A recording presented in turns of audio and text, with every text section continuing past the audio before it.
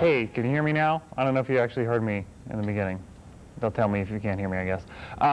We have a little bit of a microphone problem. As I said, on tonight's program, it is the Anchor Free-For-All, the first of 2 this week. Tonight, joining me on the program, we have 6 anchors. 3 of them are here. Pat Grace from Wednesday nights, Courtney Wilson from Thursday nights, and Autumn made the mad dash from across the studio from Tuesday night, Autumn Gels.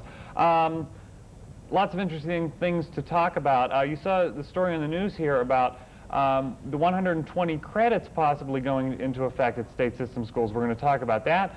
We're going to talk about media. We always, you know, all these people are college students, and so we always end up talking about the profession that they want to go into, the media and journalism. So we're going to be talking a little bit about that coming up later. So right now we're going to go ahead and take a break. We'll be back. The first of 2 Anchor Free-For-Alls continues right after this.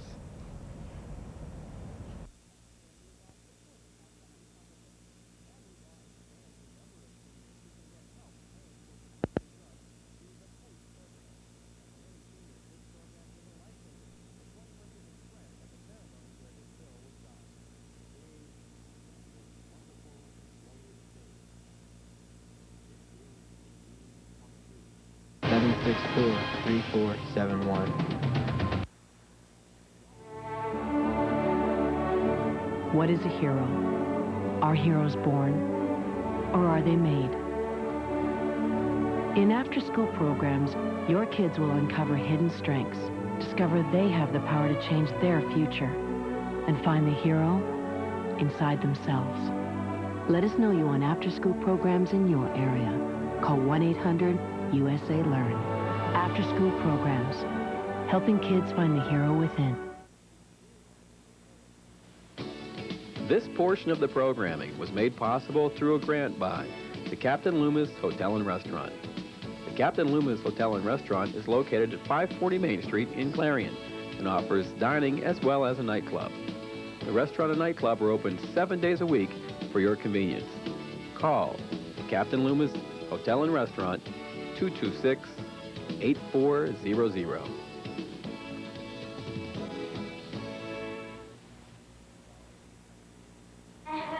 I'm the best thing you ever had. Only things I'm guilty of, giving you too much love, making you crazy, making you rap, making me fall, making me suspect. Seem to think I'm playing her game. Don't you know her? This is me. There's a better way to have fun with history. Visit americaslibrary.gov. Log on, play around, learn something. You're watching TV5 with Zeta Tau Alpha.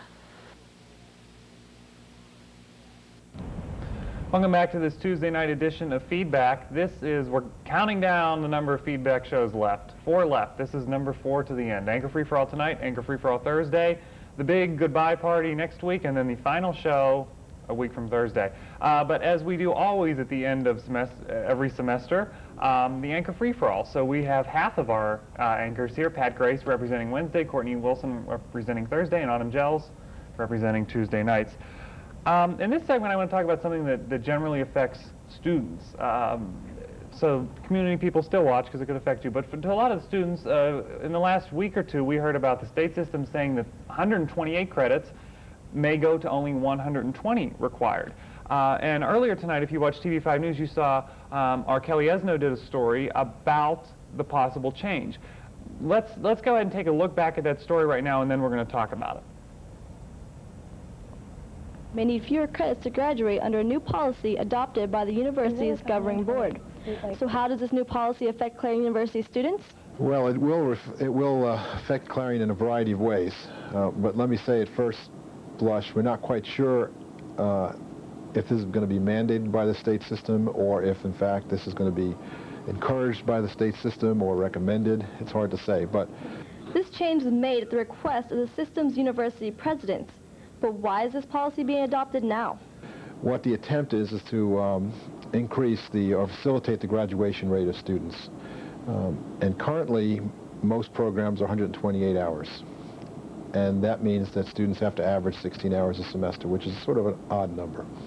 120 hours really is the traditional baccalaureate degree, and that's what I had, 120 hours. And that averages, of course, 15 hours a semester. And so the idea is to facilitate graduation, the 4-year graduation rate, and the graduation rate in general. While this new policy will excite most students, changes will have to be made to make up for the loss of 8 credits. Different majors will implement it in different ways. The first thing that will probably happen is that if you go from 120 to 128 to 120, obviously there's an 8-hour reduction. Right. I suspect that half of that will come out of general education and half of that will come out of the majors. 4 hours is kind of an odd number, so in some cases what might happen is some of the majors may change courses and kind of combine them. In some cases. If the state system of higher education decides to mandate the 120 credit degree, the change in the curriculum may come easier for some departments than others. I would expect that some of the science programs and especially the professional programs in education, the Bachelor of Science in Education, secondary ed programs, and even some of the other ones may still remain higher than 120 hours if that's acceptable to the state system. While this new policy will most likely not affect current Clarion University juniors and seniors, the possibility exists that freshmen and sophomores will be grandfathered in. Oftentimes when there's a catalog change, students have an option of coming in using the catalog they came in with or selecting the new catalog, but I don't know. This is such a universal change, systematic change, that I'm not sure the devil's in the details on that one. So that's the proposal, and I want to kind of get your feelings on this. It came out from the state system, and then all of a sudden we hear about it at Clarion after the fact. Pat, you're going to be a senior. Courtney, you're going to be a junior, and you're going to be a junior as well? Sophomore. Oh, you're only a sophomore. All right, so we have a pretty diverse range. Autumn, it may affect you before it affects these guys. Pat is probably not going to, won't affect you. Courtney, it may affect you. What are your thoughts on this? Anybody? I think that it's going to be a really nice change because it is difficult to get the 16 hours that you need, and I really think that it's a good thing. I really do. Anybody else? I just think that graduation, by taking your major classes, a lot of the time they get harder and everything. Well, they do get harder as you go on, and sometimes you can't take quite as many credits as you took your freshman and sophomore year. And this way you don't have to take those extra 8 credits, and you'll have a little bit more time to work on what you have to, and you can graduate on time, in the 4 years that you have, instead of having to wait an extra semester or even another year or 2 years. You can just get done in maybe the 4 years if you take maybe 18 credits or something, your freshman and sophomore years, because you don't really have to take as many comm classes or, your major classes. You can just take a lot of your gen ed stuff and get that out of the way, and then work on your major classes with not as many credits. So. Well, not gonna affect you at all. It's not going to affect me, but I'm kind of torn. I think that I like the idea, speaking from a student's perspective, of graduating early, earlier than, or at least graduating on time, because a lot of people don't get to do it.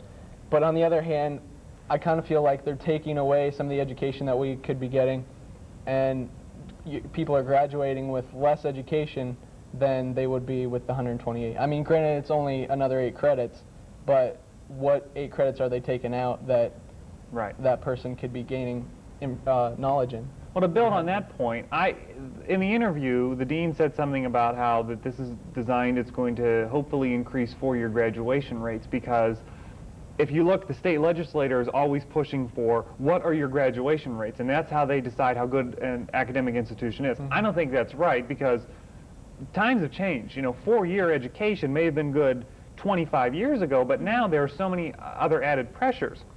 Do you think that this is kind of caving in maybe to the 4-year, we need to get them out of here in 4 years, so we're just going to cut back what they need to do?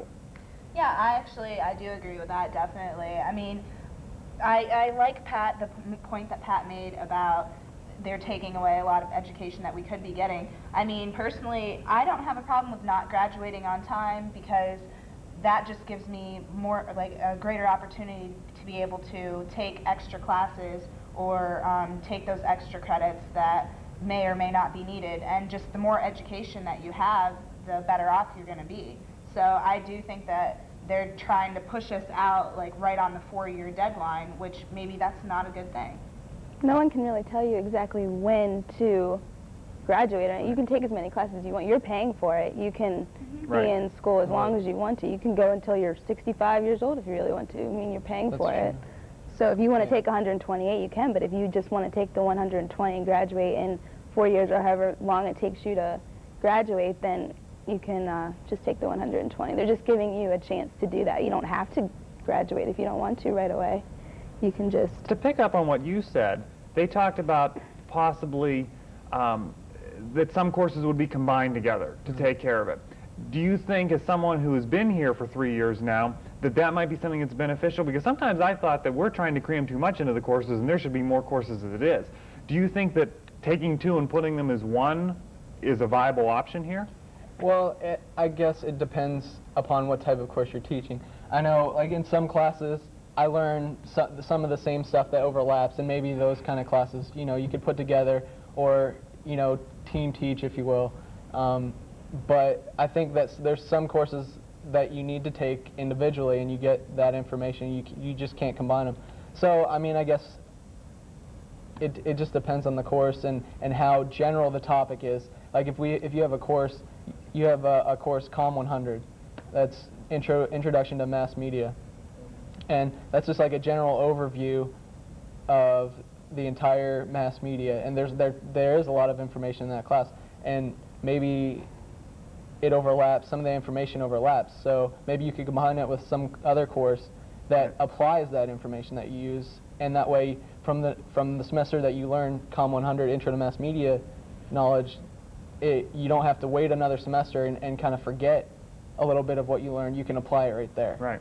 And it sticks with you for longer. Certainly a lot to talk about on this subject, but we have to take a break and we'll have to come back and move on to something else. But something I think is definitely going to be debated over the next few years, and they're looking at maybe 2003. Yeah. That seems to be a big date for this campus. The Magnolia Estates thing, they want to have all this stuff built, a new catalog. So if you're going to be here in 2003, it's going to be quite a semester for you. Stay with us. We're going to take a break. When we come back, there was another story on the news tonight that was a little bit interesting. One of the county commissioners says he probably won't run for the commissioner's office because of some things he's seen in the newspapers. We're going to talk about, does the media have too much power in our world? Stay with us. Feedback continues after the break. I wasn't going to school because I was making money stealing cars. Well, I was 10 when I first got involved with drugs. I skipped school because, you know, nobody cared. When I first got pregnant, school was not important to me, so I dropped out. Well, if I don't finish school, then I can't go to college. I mean, that's the whole point of what I want to do with my life. I still need to go to school to make it for myself.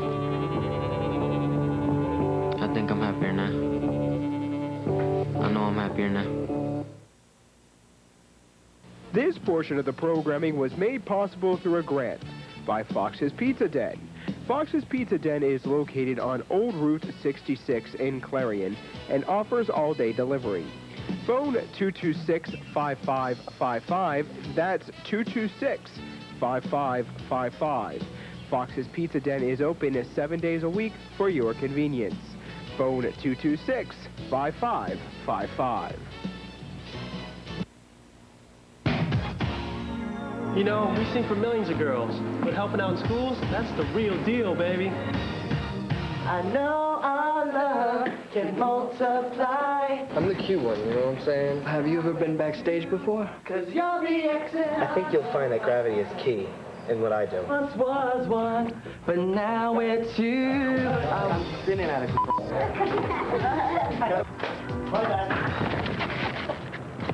Oh. This portion of the program was made possible through a grant from Clarion Hospital. Clarion Hospital is located off of Exit 9 of Interstate 80. Clarion Hospital offers outpatient services, transitional care, as well as an emergency room open around the clock every day of the year. More than 400 employees and 80 physicians work to serve the community. Call the Clarion Hospital at 226-9500. Clarion Hospital, providing health care to Clarion County and surrounding communities since 1954.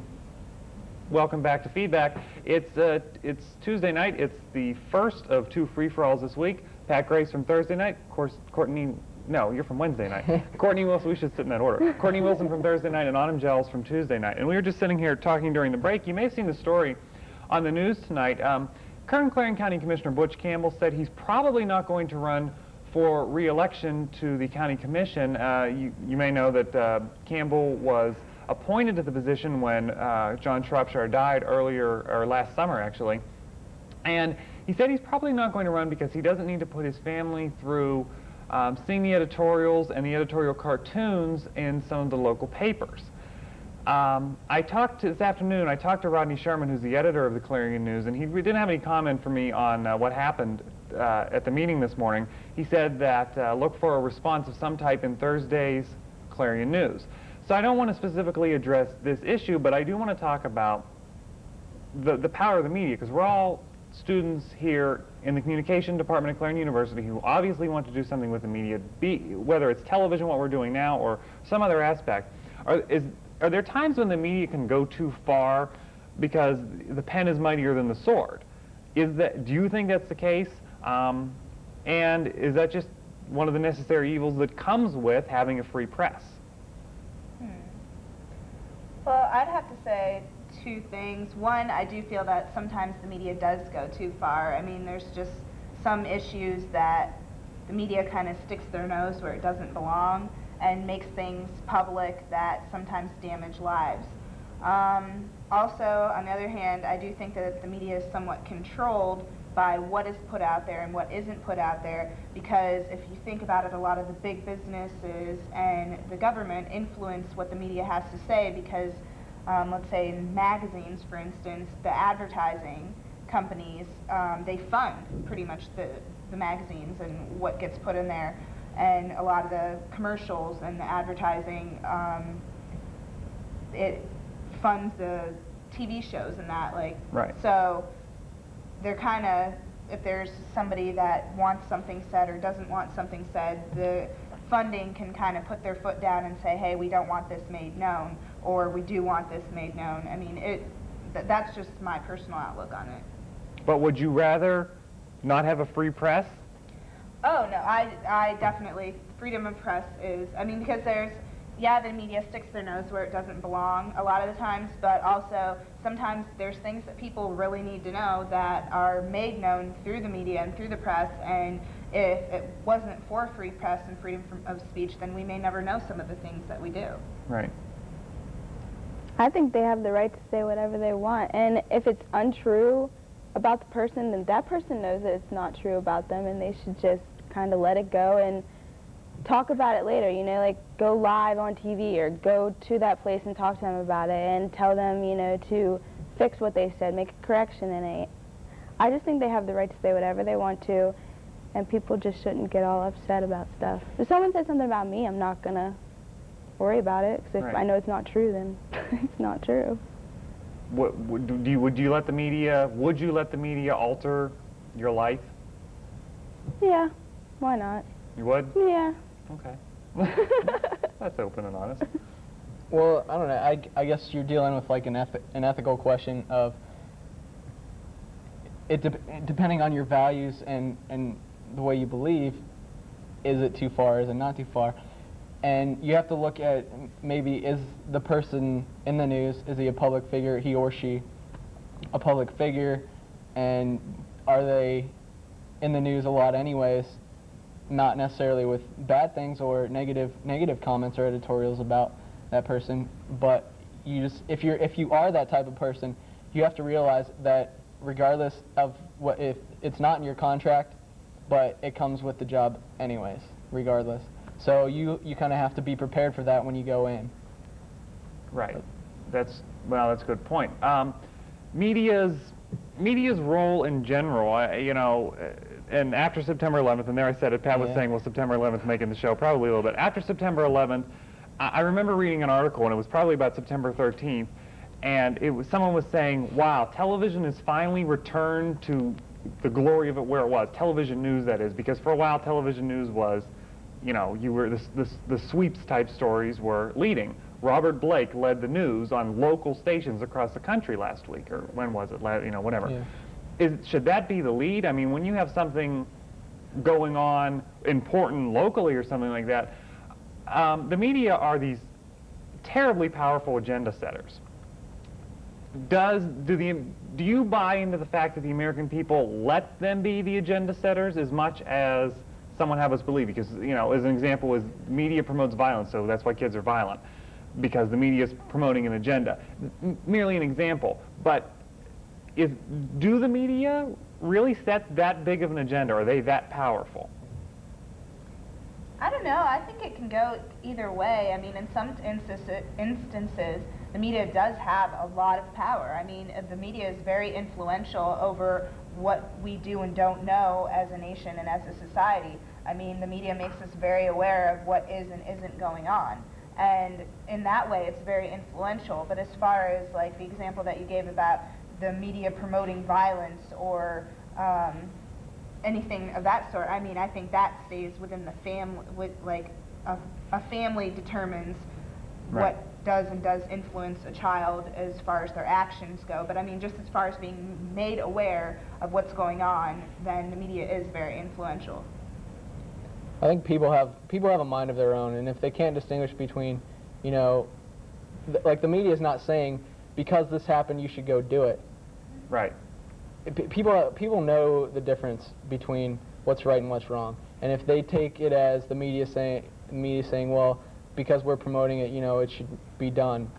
Like, I think maybe if the media didn't promote that sort of thing, like, I don't know that would affect the amount of violence or the amount of criminal activity that goes on at all. I mean, maybe not. Who's to say? It's a question up in the air. But I just think that people need to realize that people who watch TV can think for themselves. Right. Last word, like 30 seconds here. You agree with They just took the words right out of my mouth. Phenomenal. We're about out of time. Okay, so it's always too short when we do this. Too bad I'm leaving. We can't do it again. Oh well. Thank you guys for coming down. Pat Grace will be on the air tomorrow night. Courtney will be on the air Thursday night. Autumn just got off the air. Will be back with us next Tuesday. Thank you all for coming down. Stay with us. Feedback continues. We'll be back right after this.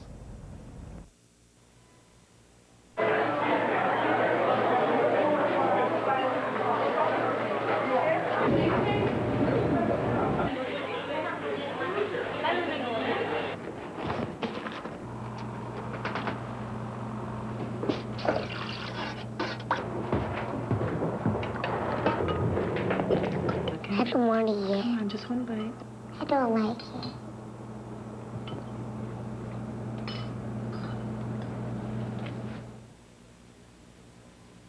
This portion of programming is sponsored by Reese Brothers, located in Drake Square Building in Oil City. Reese Brothers offers competitive hourly wage, plus daily bonuses, flexible scheduling, company-sponsored health benefits, and paid professional training.